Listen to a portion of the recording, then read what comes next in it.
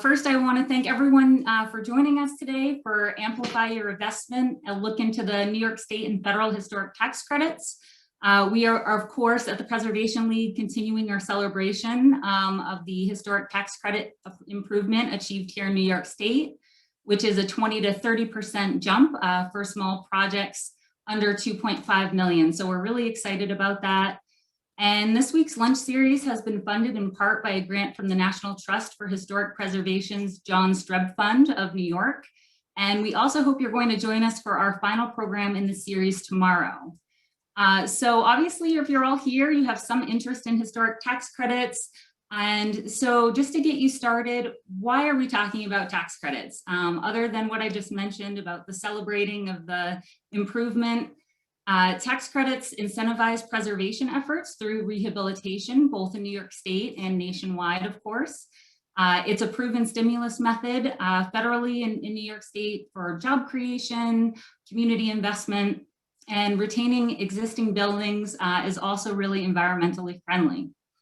The New York State and federal historic tax credit programs also partner really well with the low income housing tax credit. And if you join us tomorrow, you're going to hear a lot more about that and other financing options. And all of this stuff is really important as we look towards a post-pandemic recovery here in New York State. So just to give you an overview of the Preservation League, if you're not familiar with us, we are the statewide historic preservation nonprofit aimed at protecting historic and cultural assets, community revitalization, and sustainable economic growth.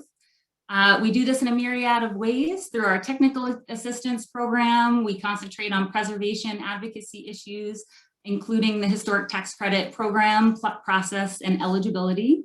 We also like to keep folks apprised of any financial incentives out there for our projects, including our Preserve New York and Technical Assistance Grant programs, which are available to municipalities and nonprofits.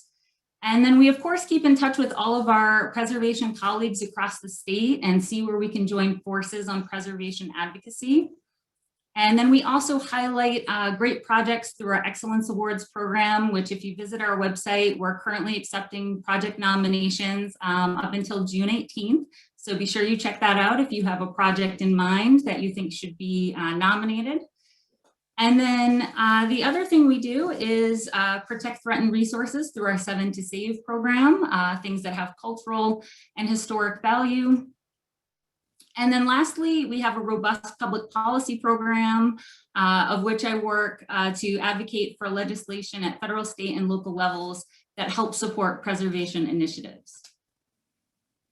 So here's just some contact info, some ways to keep in touch with the League and support our efforts for preservation. And I wanted to thank the American Planning Association's New York Upstate chapter and the New York State Department of Education for providing continuing education credits today for planners and architects. So if you are seeking these credits, you'll need to send me an email to let me know.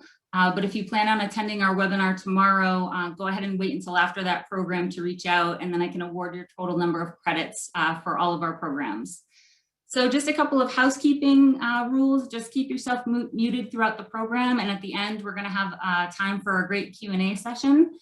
So we're going to hold questions until then. And then here's just a look at what we're going to talk about today.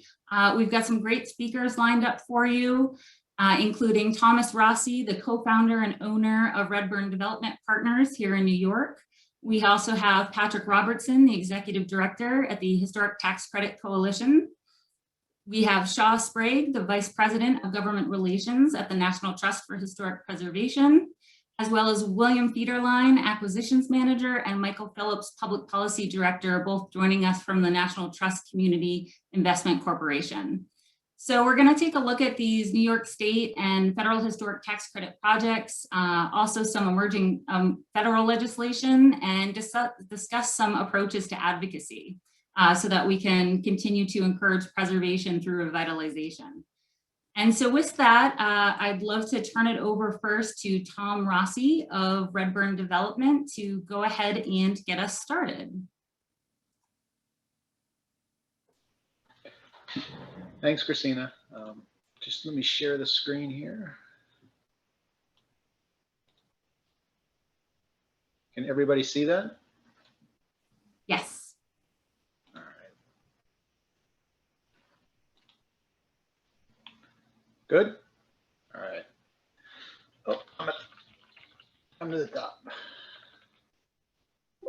So we're Redburn Development Partners. We're pretty much a full service development company in the headquarters in the Albany, New York MSA. We've done over the past 5 or 6 years over 18 historic rehab projects with a bunch more on the way. This presentation, I'm tailoring it more of a broad overview of smaller projects that we've done and how they relate to New York State. So, you know, not getting too advanced or too complicated and trying to keep it broad. So one of the projects that we have is 132 Broadway in Schenectady, New York. Schenectady is the home, you know, the original founding of General Electric, Thomas Edison founding electricity. So the typical kind of Rust Belt city that had a bunch of historic buildings and kind of fell out of favor in the 70s, 80s, 90s, and now is being revitalized. And that's a lot of our business model as well. So here's a project that we're just completing. You can see a before and after of what it looked like before we started and after. Some details on the building, 26,000 square feet, 11 total apartments. We had a 15,000 square foot wedding venue in there, which was a great grab for us as a tenant. It was originally built in 1907 as a warehouse and was a major supplier to GE and Alco, which was another steel manufacturing facility. This is the wedding venue, you know, kind of going with the urban and you know, kind of less and more strategy, not fully rehabbing everything, using some of the old with part of the new. You can see the wedding venue space. It actually came out great.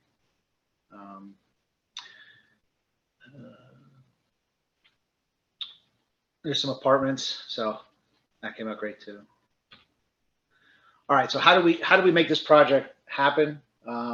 We use the historic tax credits, and this is a 10,000 foot overview going through these different topics. So I think the first question is if you're how do I use historic tax credits if I'm overall familiar with development but not with tax credits? Take your typical development budget, and the first thing you need to understand is your qualified rehab expenses or your QREs. Typically, they are anything that is glued and screwed to the building. So that's your hard costs. It's not your acquisition costs for the building, but it's your hard costs. So plumbing, electrical, drywall, it does not include certain things that are, site work, for example, would not be included. Most of your soft cost counts, your interest expense during the construction period, some of your financing closing costs. It depends on how you allocate your financing and closing costs relative to your construction period versus your permanent financing period. All of it is kind of based on a trigger of getting your certificate of occupancy. So once you calculate your QREs, then your federal tax credit is 20% of your QREs, and your state tax credit is 20% of your QREs. The nuances are that they changed the law a couple years ago, where your federal, if you received your 20% amount of your QREs, it's broken up over 5 years. So if you had a $5 million project and you got a project with $5 million worth of QREs, you get a $1 million federal tax credit. You would get that $200,000 a year over 5 years on the federal side. The state side does not have that limitation in New York State. New York State has one of the best tax credits in the nation. And even further is it is refundable. So it flows up to the ownership team, pro rata. And, I have gotten big refunds for this. You do have to sometimes go through kind of a desk audit. It doesn't happen, it doesn't happen the week after you file your return, but you get a huge refund if you cannot use it on the personal side or the corporate side, depending on how you do it. So historic and municipal approvals. The big thing to know is the historic approval process, which is pretty consistent throughout the country, right? You have a part one, a part two, and a part three. Essentially, the part one is this building historic? Part two is, what are you actually doing to the building? How are you building it or restoring it? And then part three is, did I do what I said I was going to do in the part two? The part one and the part two, you probably want to have those figured out before you close on the building. We're at the point where sometimes we don't do that. You are taking a risk when you do that, and you understand that.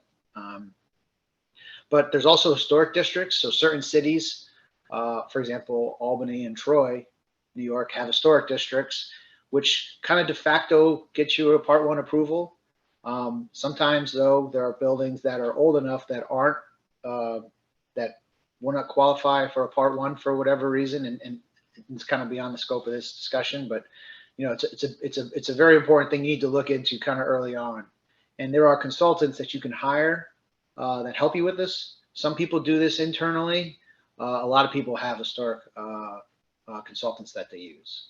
Some potential pitfalls are, there's always a push and pull between energy code and historic. There's certain things where furring out exterior walls can only be so thick, which doesn't always align with New York State Energy Code. You typically have to replace the windows with similar type windows, which are not vinyl windows. So it's pretty much a large expense. And then more recently, I think this is a National Park Service. So when you do these historic approvals, you have to go through the state approves it, and then they send it on to the National Park Service, and they have to approve it. More recently, we've got an indication National Park Service wants to see two of the three between I wrote floors, walls, and ceilings. They want to see two of those preserved, and one of those can be quote unquote modified. So it is something you need to kind of keep in mind. And then on municipal approvals, you just need to kind of keep in mind building code and unit counts.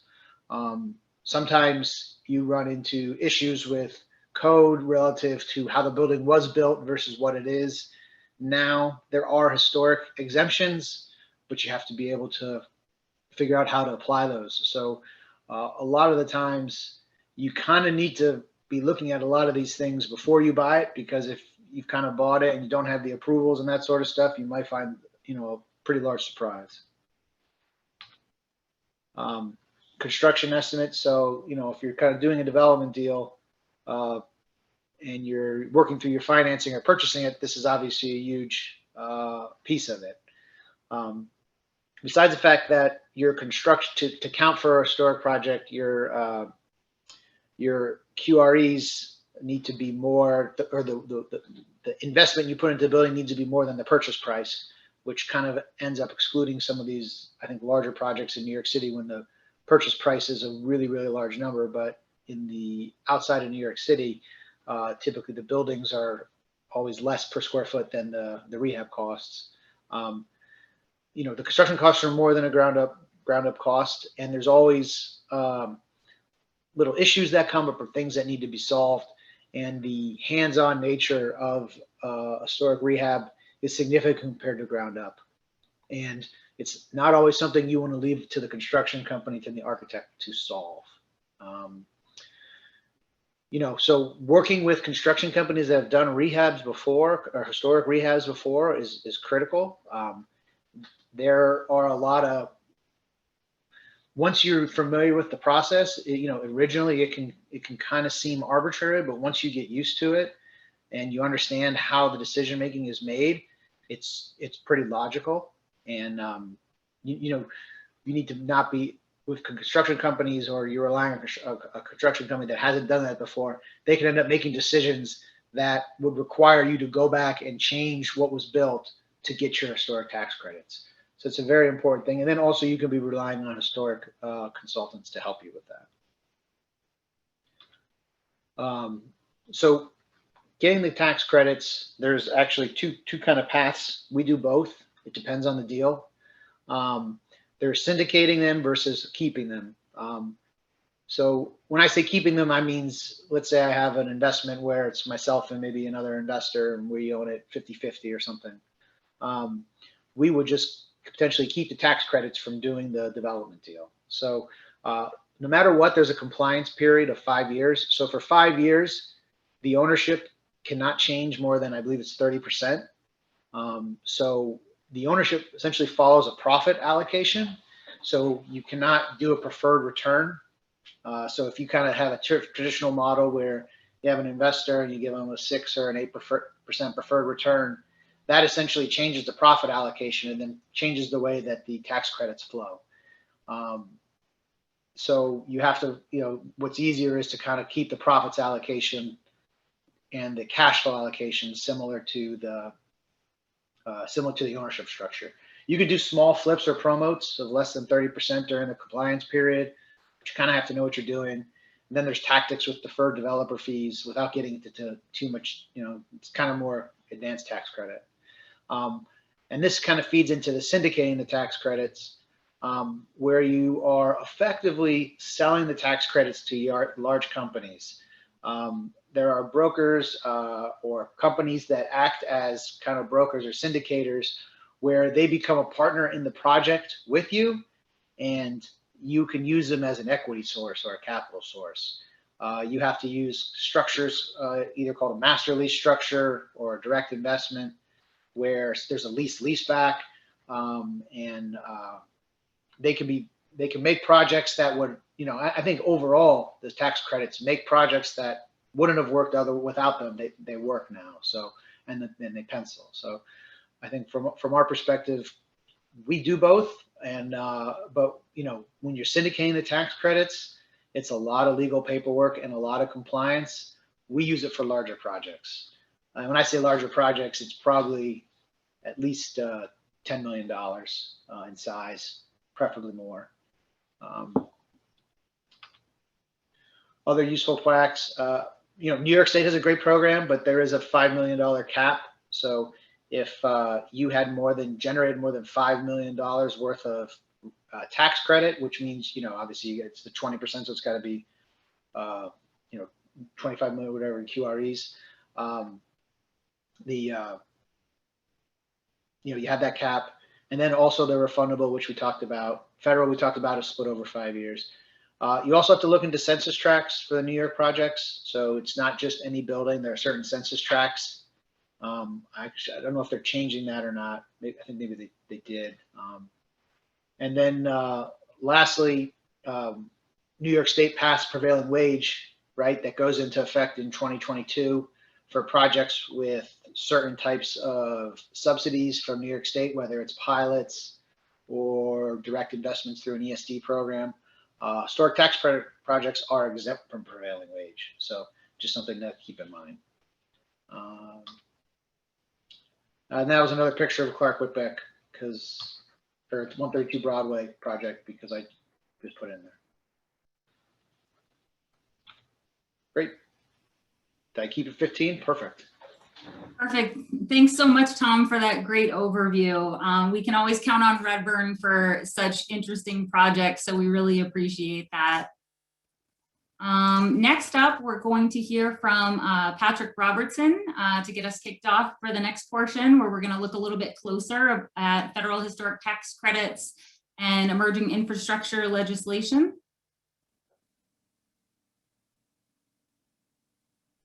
Thanks, Christina. And I'm going to be fairly brief with these overview slides. I know Mike and Sean, William are here, so I'm going to try to be fairly quick. I just put some of these slides together to give you a sense of why there's so much drama in Washington. This first one just shows the makeup of the House. It's 219 to 213 Democrats to Republicans. There are a number of empty seats from members who have either gone to the Biden administration or a couple members passed away. They're just trying to fix those up a little bit and get those refilled. But we're going to talk a lot about where the HTC Go bill can move and why there's a difference between something that moves in a bipartisan way or a partisan way. In this slide and the next one as well, which we can go to sort of tell the story. So you've got a 6-vote margin in the House. These are the leaders of the House. And then the next slide is going to talk a little bit about the tax leadership. So Richie Neal from Western Massachusetts and Kevin Brady are the Democrat and Republican leaders of the committee. Mr. Brady is retiring this at the end of next year. So Devin Nunes from California, Vern McCannon from Florida, and Adrian Smith from Nebraska are the three potential successors. If you go to the next slide, we'll talk a little bit about the Senate. The Senate's 50-50. Vice President Kamala Harris is the tiebreaker in the Senate. So when you think back to the American Rescue Plan, the big Biden plan that sent out the $1,200 checks in January, you navigated successfully a 50-50 Senate using a procedural tool called budget reconciliation, as well as those close margins in the House. But on infrastructure, which is where our HTC provisions fit best, you don't really have the same clear path. So if we go ahead and go to the next slide, the American Jobs Plan is the proposal from the Biden administration that they would like to move in a bipartisan fashion. And these are some of the key pieces from it, which I'll let you read on your own. And then if we go to the next slide, these are some of the Department of the Treasury proposals on taxes. Again, this is just a summary for you all to have for the future. It's not, these are not HTC directly related, but there are things that you can sort of have in your back pocket and just to better understand what's out there. And then if we go to the next slide, this is where we really get into the business part of the negotiations. Senator Shelley Moore Capito, who's in the bottom right corner there, has been the lead negotiator for Republicans. And what you see is the Biden administration was at about $2.2 trillion and Senate Republicans were at about $600 billion. So they have been talking for a few weeks and they've exchanged offers, and now the Biden administration's at about $1.7 trillion, and the Republicans say all those savings are gimmicks and sleight of hand. And Senate Republicans went up to about $800 billion, and Senate Democrats say that all of that new spending is through gimmicks and sleight of hand. And so there's this kind of back and forth between folks about exactly what all of this means and what's going to happen next. So I think the couple of things that are interesting on this slide that I just want to point out really quickly: don't undo provisions of the Tax Cut and Jobs Act is important to Republicans. They want to repurpose unused COVID funding for state and local governments and other things. I don't think Democrats are super excited about that. And then if we go on to the next slide, we talk about a little bit where moderate Democrats are. You see Joe Manchin and Kyrsten Sinema in the bottom right-hand corner here. Manchin also from West Virginia, like Shelley Moore Capito, Senator Sinema from Arizona. And they've sort of staked out a position. I will say that at this point, Democrats on the left side of the spectrum, the more liberal Democrats, are starting to get a little antsy about what they see as Republicans sort of holding up this negotiation. A lot of them were around for the Affordable Care Act when Democrats and Republicans negotiated for almost 18 months before Republicans made it clear they were all going to vote against a package that Democrats would have rather moved a lot earlier. And so they have a little bit of whiplash from that and are being very careful. There was a self-imposed Memorial Day deadline. Obviously, today is Memorial Day, basically, for all intents and purposes, from a congressional standpoint. And so I think that deadline is going to go a little beyond Memorial Day, but I think as those Democrats get more anxious, they're moving toward a reconciliation package where they get 50 votes. We could do a separate Zoom just on reconciliation, but just quickly, it's a process by which if a provision spends or saves money for the federal government, it can be moved under 50 votes through a budget process. It does not need to overcome that 60-vote filibuster. So I think, Mike, the next slide may not be mine. I think I might be at the end. I'll say a couple of things really quickly. What I'd love to do is sort of talk after Shaw and others have had a chance to share what HTC Go looks like, about how it fits into the process that I've described. And I also just want to congratulate Tom I spend a lot of time giving his HTC 101 to congressional staff, and I wish I had just sort of a hologram of Tom that I could play every time. I wouldn't want to take up his time. He'd never get any buildings developed if he spent all his time on Capitol Hill, but it was a great summary of how the program works. And Shaw's going to talk about some of the ways that we can fix the HTC and, you know, change some of those things Tom described to make them a little easier, including not having to spend 100% of your adjusted basis to rehab a building in order to get the credit. So I'll stop there and turn it back over to what's next. Thank you so much, Patrick. We're going to go ahead and turn now to Shaw from the National Trust. Great. Well, can everyone hear me? Yes. Great. Well, thanks, Christina. Thanks for the opportunity to be with you today. You mentioned a number of examples, so that was part of what I wanted to cover is just a few examples of how these historic tax credit projects are, how they impact community and why they're so important and the opportunities we have before us now. So as Patrick mentioned, there's the emerging infrastructure legislation, the community development tax credits. We hope will be part of that package, as we saw in the previous Congress with the House, including community development tax credits in their previous infrastructure package, which Patrick, I suspect, will go into more detail. On the slide that Patrick showed that provided details of the President's American Jobs Plan, it was included the preservation and retrofitting of 2 million homes and commercial buildings. And so from a historic preservation advocacy perspective, we see a really key opportunity before us. Just a note on the scale and scope of what historic buildings mean for the country. There are 125 million buildings in the US, give or take. 50 million of those are at least 50 years old. So a good chunk of our building stock is potentially eligible for historic tax credits.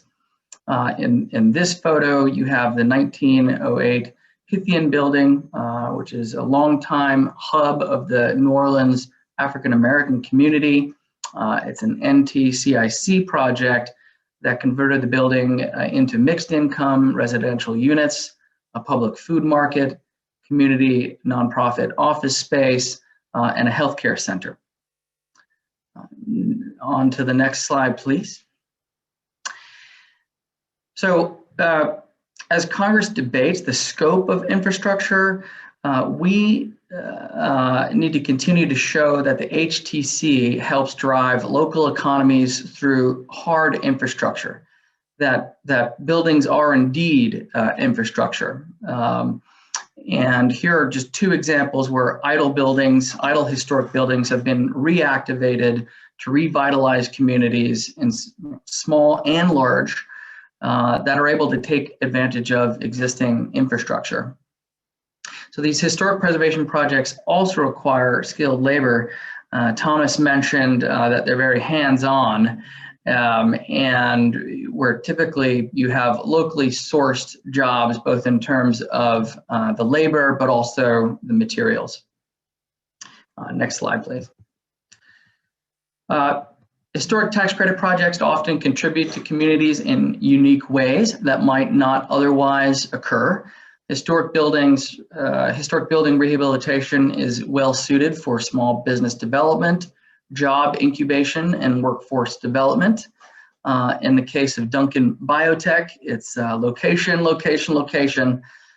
So here you have the substantial rehab of the 1930 Crescent Parts building in St. Louis that originally printed for the Post photos for the Post Dispatch.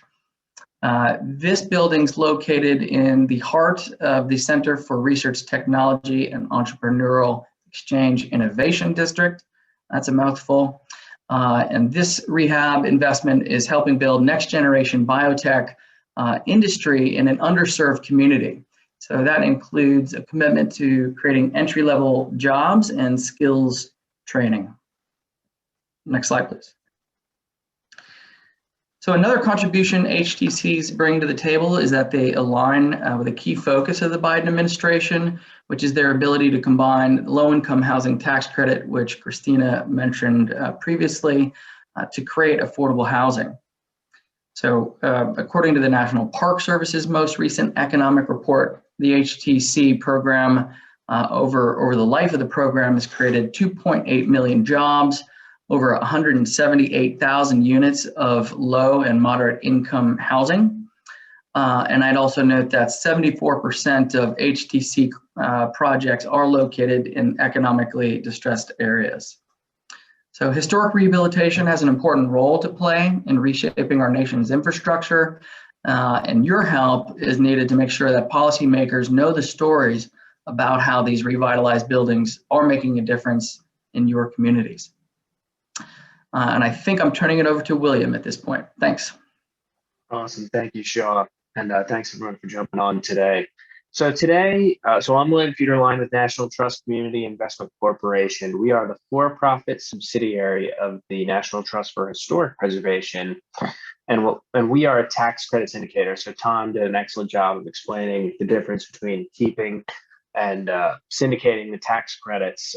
And that's what NTCIC does. We work on behalf of institutional investors, think banks, insurance companies, some high net worth individuals to place historic that have significant tax appetite, to place historic tax credit investments with them. And in exchange, we will contribute equity to projects. We've done several projects in New York State, a couple of hotels in New York City, projects in Buffalo, really all over, not just in New York State, all over the country. And we're also familiar, now you might have heard of something called the New Markets Tax Credit too. That's a program in which we are also an active participant. But today, we wanted to focus on some of the impacts that COVID-19 has had on historic tax credit projects. Now, these specific projects aren't necessarily in New York State, but I'm sure the stories involved in each of them ring true probably for a majority of historic projects being undertaken, not only in the state, but across the country. And, this COVID-19 pandemic has had such a wide-ranging impact across a number of industries, and historic redevelopment is not unscathed. It has certainly been impacted. Thankfully, it looks like we're starting to be in a pretty good place in this country. But let's jump into these examples here. We can go through some specifics to see just how important the HTC Go Act is to helping to get these projects back on solid financial footing and get going in the right direction. So for example, here, this project is an old jail, I believe, and this is in South Carolina, 12.5 million historic rehab. The uses are 5,000 square feet of office space.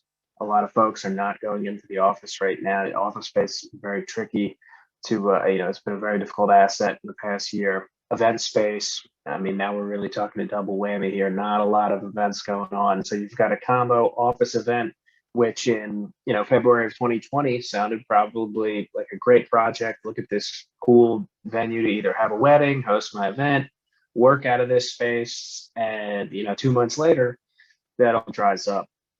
So the issues here, obviously, the increase in risk associated with the office and event space has led to this specific project's lender reducing their total construction loan proceeds by about 15%.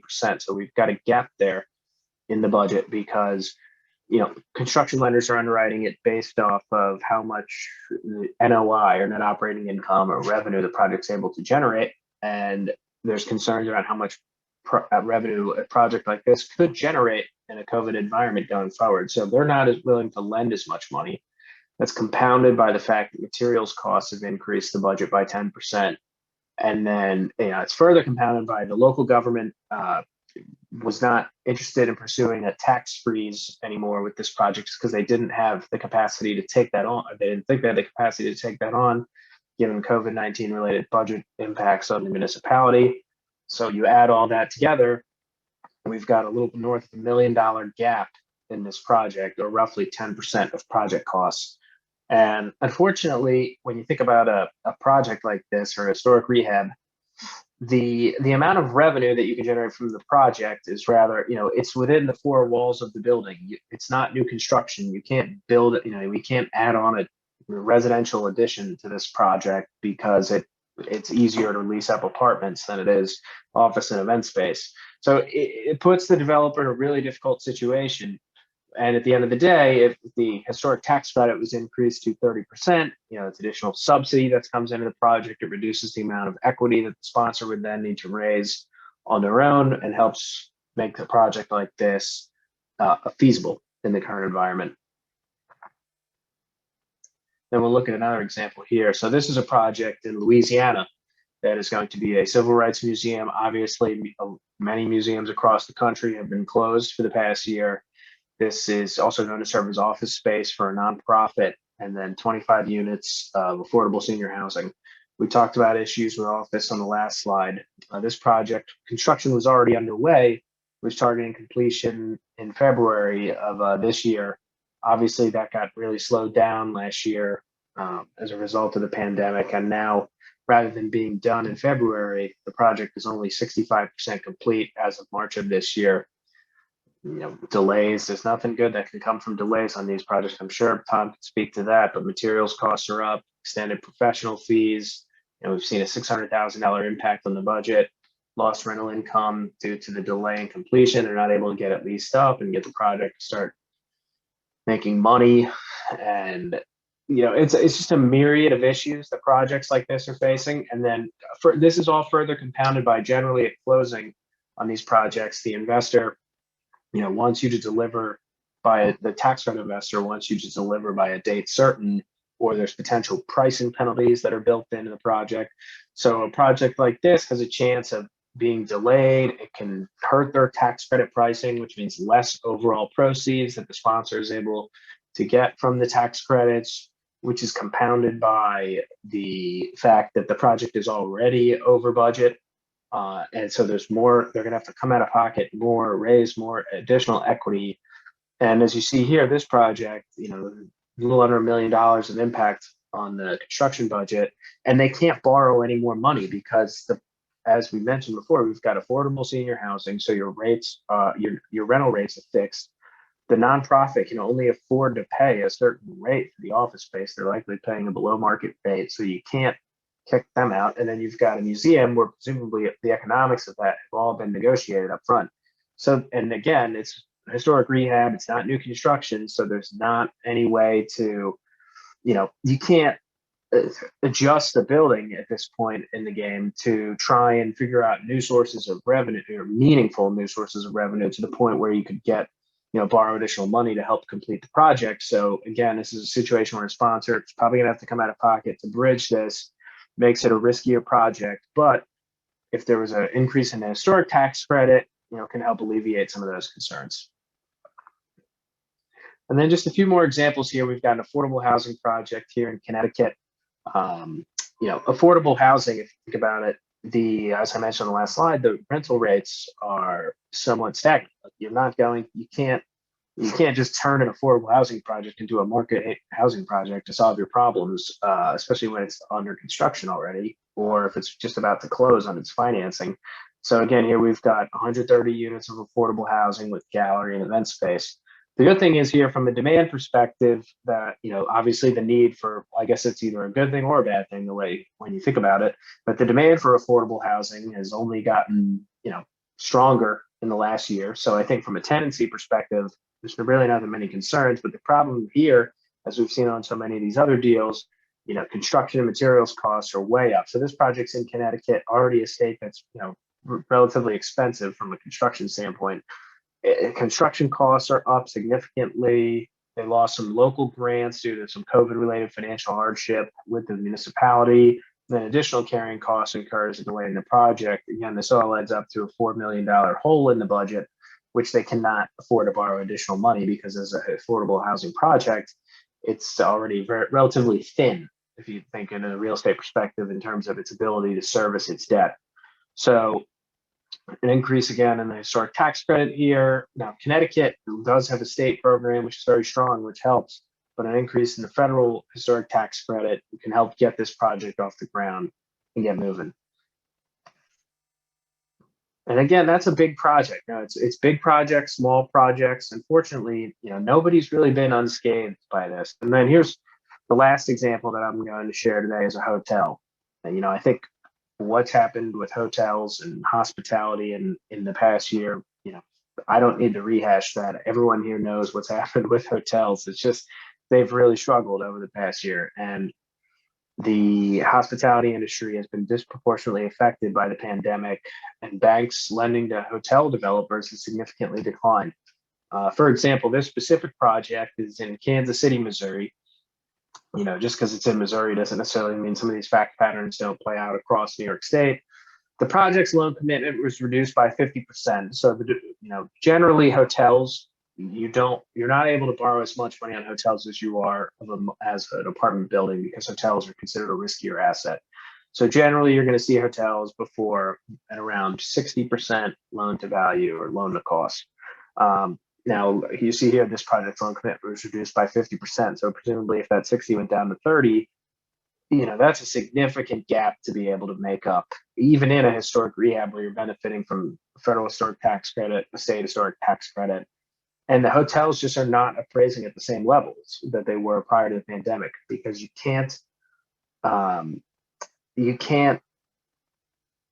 they're not worth as much because you can't underwrite the occupancy and the same nightly rental rates or average daily rate of the hotel. So they just aren't worth as much. So there's not as much financing out there available to help, pay for construction costs in hotels. Now, our firm specifically, NTCIC, we had several hotels that were either already open or under construction, or we were looking at from a pipeline standpoint, and they were all affected.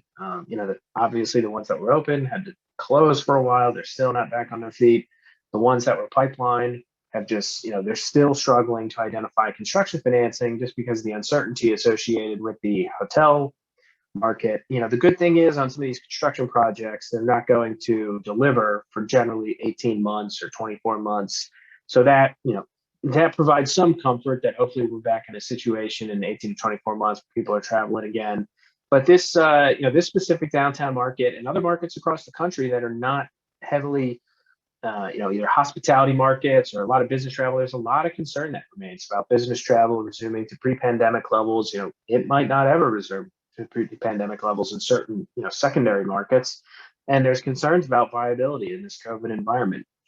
Now, this specific project has a $3 million budget, which is just compounded by the uncertainty. Now, we did get one question in the chat. Oh, it looks like it just came to me, but I'll go ahead and read it out to the group. Was there any effect on the tax credits if the project is located in an opportunity zone?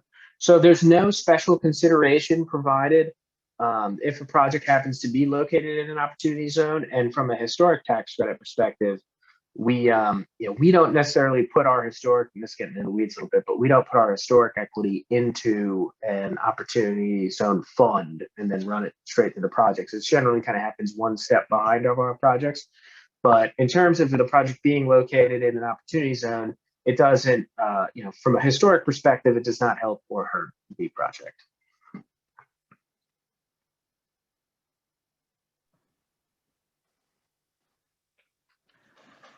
So thanks, William. I am going to just quickly touch on the legislation that we are working on to address a number of these challenges, and in particular to be responsive in a pandemic environment. You've heard my colleagues mention HTC Go, that references the Historic Tax Credit Growth and Opportunity Act, HR 2294. And we've worked closely for many years with Representative Blumenauer of Oregon and Representative LaHood of Illinois to position HTC Go for inclusion in a larger bill, which, as Patrick noted, seems to fit best within this infrastructure conversation. So we're very excited about the opportunity there and the work over these many years to get it teed up for inclusion. As William pointed out, we've seen a significant drop in the number of new projects, and the lag time is likely to depress the preliminary numbers that we're seeing even further. So in response, we're advocating for a temporary increase in the credit for all HTC projects from 20 to 30%. This increased subsidy will help push a number of projects, allow them to pencil out. So the specific provisions of HTC Go that haven't changed since the bill was introduced in the last Congress include a 30% credit for all small projects, and now those are qualified as being under 2.5 million in QREs or less. The bill would also lower the substantial rehabilitation test to 50% of adjusted basis instead of 100%, which would make a lot more buildings not in need of substantial rehab qualify.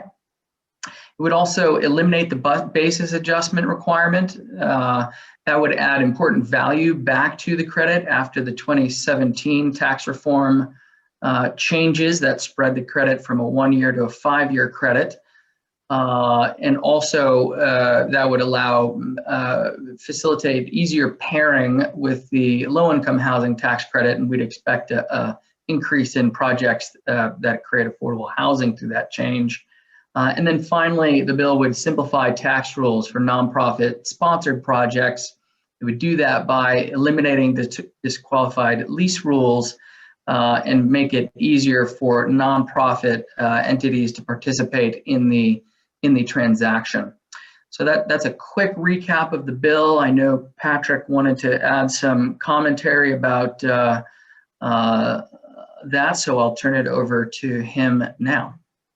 Imagine that, the lobbyist having more to say. Funny how that works.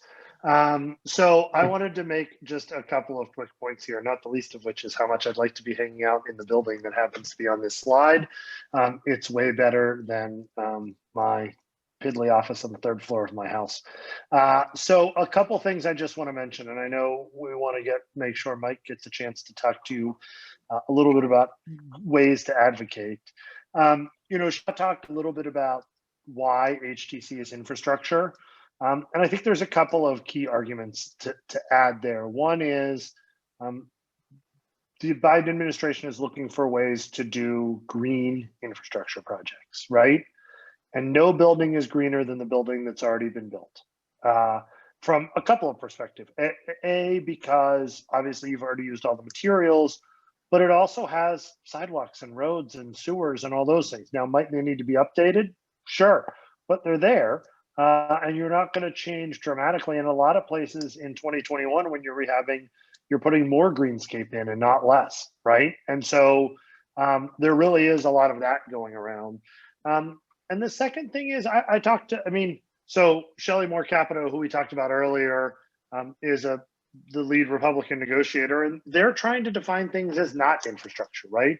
Republicans don't want to spend money on things like, I don't know, let's pick childcare or green job incentives or some of the things that Democrats have pushed because they're saying it's not hard infrastructure. It's not traditionally infrastructure. But when you go to them and say, what about fixing the mortar between the bricks of a bricks and mortar historic building and fixing the interior, they say, oh yeah, that's infrastructure. And then you say to them, how about if you don't have to pay for it till after all of the private sector money has been outlaid for the project? And they say, gosh, that sounds even better, right? And so there is this debate about what infrastructure is. I think we fit nicely into it.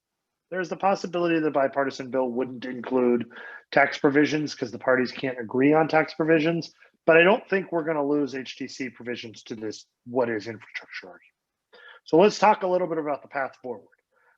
Shaw has given you what HTC Go looks like. We've talked a little bit, and he mentioned that it was in HR 2, which was the Moving Forward Act in the last Congress, a House bill that included these 5 provisions that you see below. House Democrats have said that's going to be their starting point again. In the last 2 weeks, we've had the chair of the Historic Tax Credit Coalition has spoken privately to a group of Ways and Means Committee Democrat members about HTC Go and not heard any objections. We've talked to staff from the Ways and Means Committee, the Treasury, and the IRS about provisions of the HTC Go and drafting, and there's no real concerns. We've also talked now to the Park Service and a few others, again, about these provisions. So we've laid the groundwork, and I would say We're further to accomplishing getting these enacted into law than we've ever been, but we need your help to do it, right? And so now I'm going to turn the microphone to Mike to talk a little bit about what that looks like. Great, thanks, Patrick. So these provisions are almost exactly the same provisions that were in HR 2 that was passed by the House. And as Patrick mentioned, we are underway on a big effort to get support of these provisions, not just as a bill, but also to wrap them into an infrastructure package. But to do that, before there's an actual infrastructure bill out there, we need to raise awareness about these provisions. And that's where the HTC GO Act comes into play. So co-sponsorship of the HTC GO Act, we don't know if it's going to go bipartisan or if it's going to be a partisan exercise under budget reconciliation. So we're moving forward with a bipartisan effort to get support for these provisions in the hopes that we can get these again into the infrastructure package and actually passed and put into law. So here's where we are with the co-sponsorship of HTC GO, which these are the same provisions that were in the bill, infrastructure bill last July that was passed.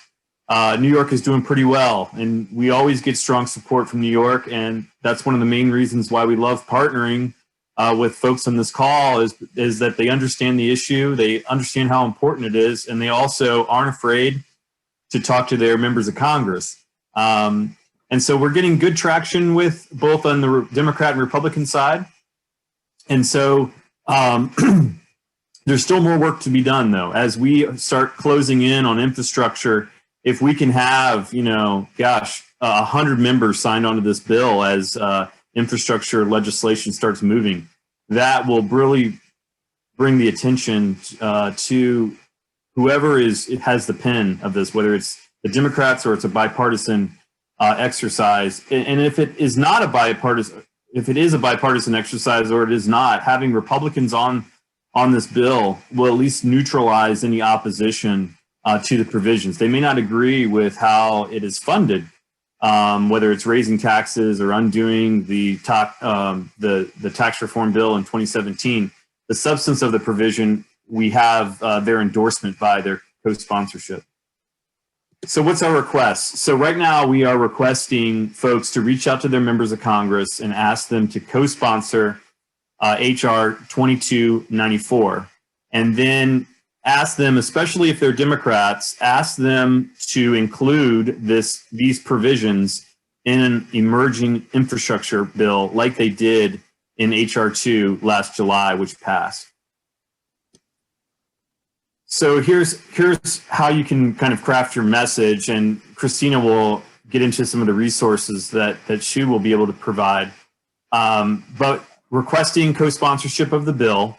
If you know of projects that have suffered during the pandemic, there's the new thing of this bill is this 30% bump up. So bump up from 20% to 30%. So it's important that if you can, to justify this new provision into this. This was in HR 2 last July when it was passed, but it's still helpful because it's new in this world of advocacy for the HTC and this pandemic. To show the financing gaps, as William outlined, their projects are challenged resulting from the pandemic on various levels, whether it's rents or whether it's construction costs, material costs, unable to get loans, banks becoming more risk averse.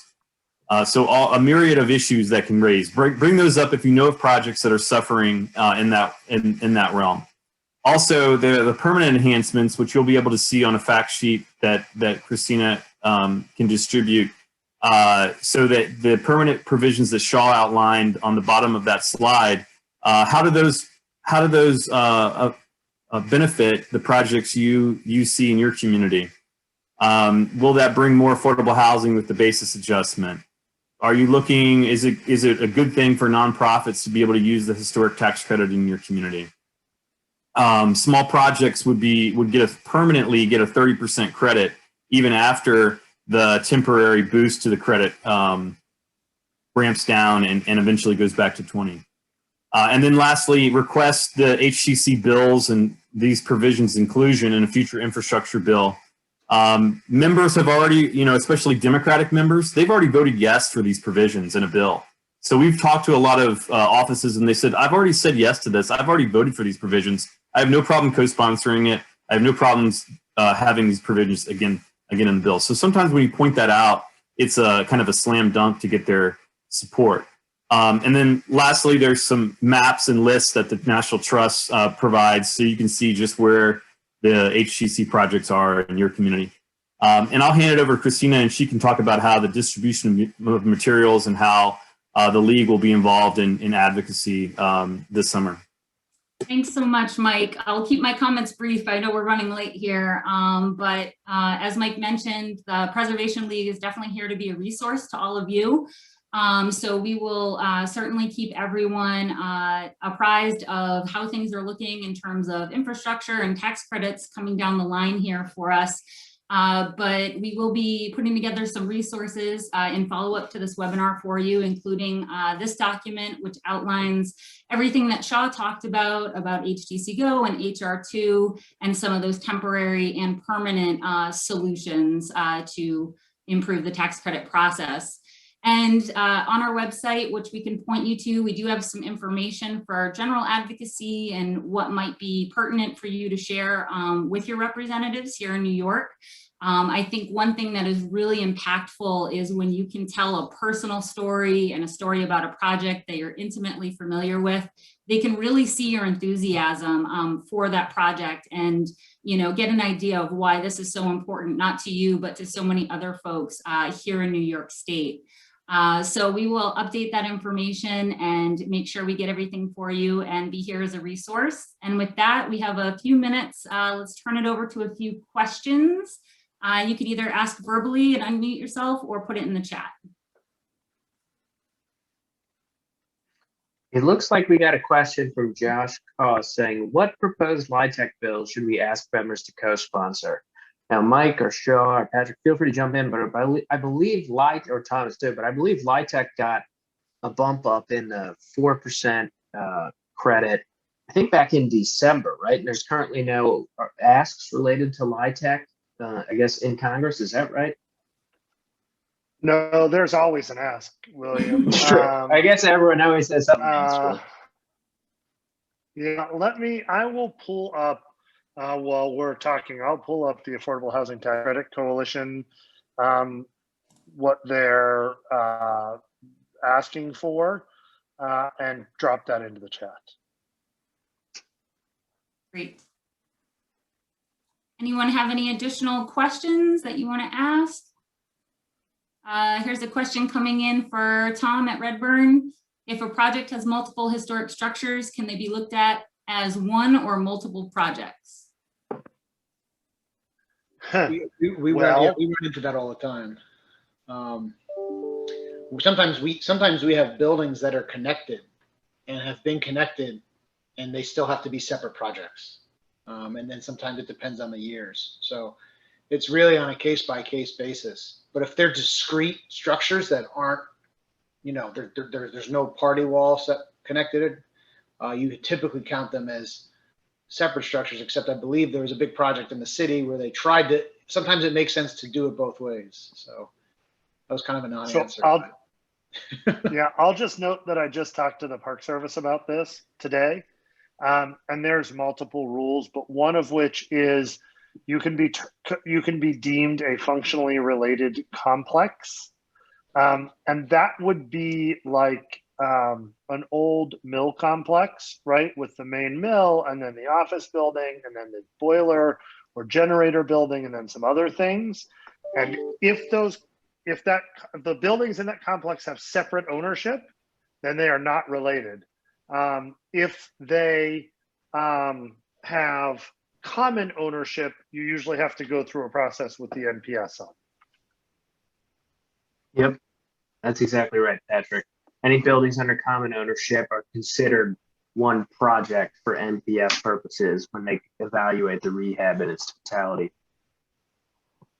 Here's a good question from Amy. Could someone discuss how friendly investors can make a small HTC project viable? You know, I think I might have to hand this one off to Thomas, because I believe he has said he is the expert here on making some of these smaller ones viable with investors. I guess, Thomas, any tips there? Yeah, I mean, I think that's typically how you'd want to structure it is having a majority of the ownership go to the investors. And so if you had like an ownership structure, if you think about it, right, if you had, you said small projects. So let's say it was a $4 million project and it had, just to make it easy, $4 million of QREs, or a $5 million project with $4 million of QREs. So then you'd have, 800,000 or so of tax credits. You would be able to pass most of that up. And if you got a standard, 75% loan to value on that, and it was maybe worth $5 million, you can kind of use the tax credits to offset the equity raise that you would have early on. You have to look as the sponsor how much you want to keep too, but you can essentially say, hey, look, once I get CO, I could return to you X in tax credits based on their ownership. You just can't do preferred return because it messes up the whole structure of the. It messes up how much you just be giving all the money to the tax credit investor. Thanks, Tom. Thanks so much, Tom. All right, so I see we're over our time, so I don't want to keep folks too much longer, especially those folks that might have had a 1 o'clock. So I just want to thank everyone for joining us, and of course to all of our speakers for taking the time to share your experiences with us. We will get you some follow-up materials, and I just dropped my email in the chat in case we didn't get to your question. And feel free to follow up, and I can kind of farm that out to everyone if it's something for a specific person. So thank you guys so much for joining.